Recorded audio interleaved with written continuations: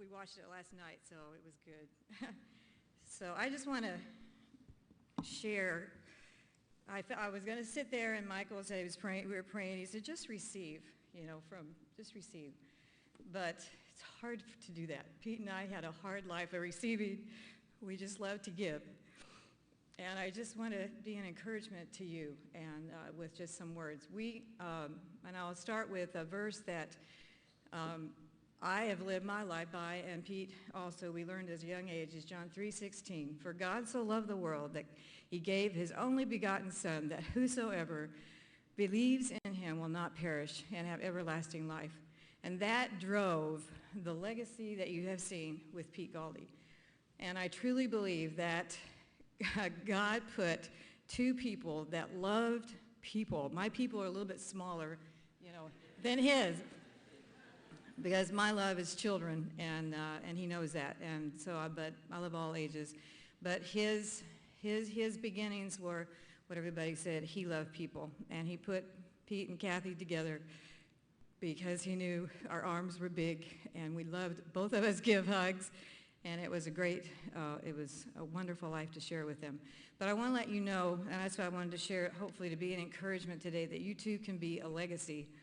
And that two priorities of our life, and actually one of them was mine, he just kind of went along with it, but it became awesome, was a book. It was early in our life, and I love to read, especially pretty much I read Christian books and authors, and so I found a little book by Karen Maines called Open Heart, Open Home. Now that took this, say, honey, look, open heart, open home. And they did that, and so she would on a daily basis pray for people to be brought into their lives. And boy, we prayed that, and we made a pact together that we will never shut our doors, and anybody who has a need will come and stay, and we will always have a bed for them. And I think we've had 25 people living with us, and began with Linda Lascarine in Milpitas High, one of the first graduating classes, and actually ended with Shane, who is our foster child. But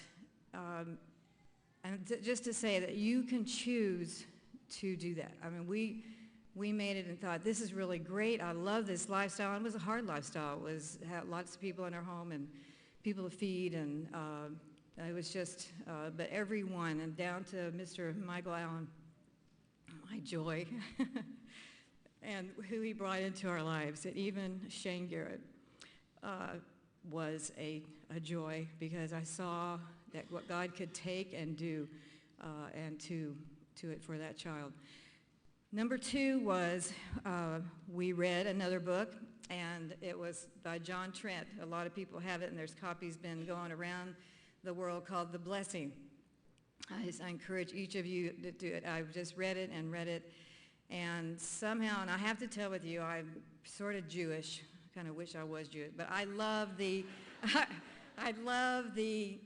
celebrations of life, and some, they have other issues, but I said a celebration of life mostly was about God's memoriams, and they had in the river with the memorial stones, and the Rosh Hashanah, and Passover, and I thought it's just so wonderful that as Gentiles we mostly don't celebrate. But Pete and I decided, he read it and I read it, and we said, we're going to do the blessing.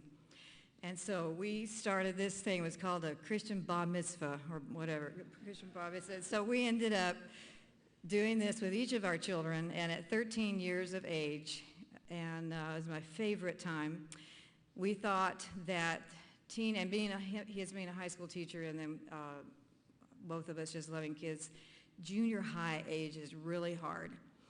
And we wanted to have a time of encouragement for our children, and then all of us closes and all of this, so they used to call us Holy Hill, up on the hill. We're all high school teachers, and so they knew the value. They see many kids coming through that are hurting and need to be encouraged. And so we started the blessing at 13, and I think all of us did it, where the child would pick out their own food, and they would pick out the list. They made their list of people who they wanted to come, and we gathered around. I still have stacks of, I've given it to most of our sons, stacks of we'd pass out papers, and they would write how that child was a blessing.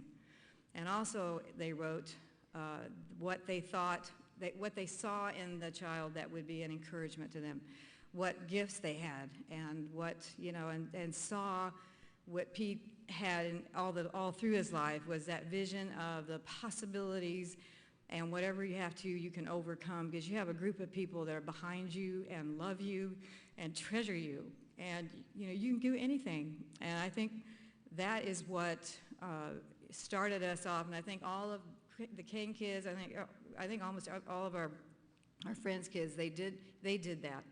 And we blessed. We had so many times at our home where we did the blessing, and at 13.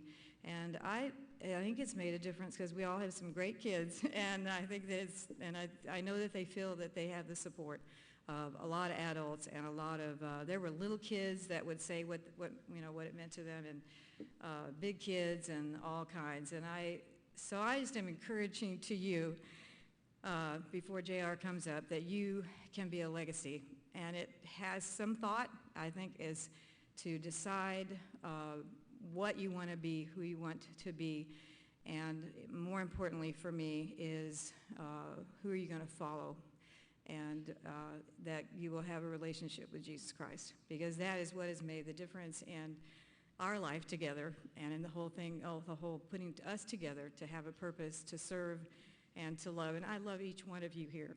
And I said, hard time not greeting all of you, because from all across, from Twain Harte and on and around, you have touched our lives, and I greatly appreciate it.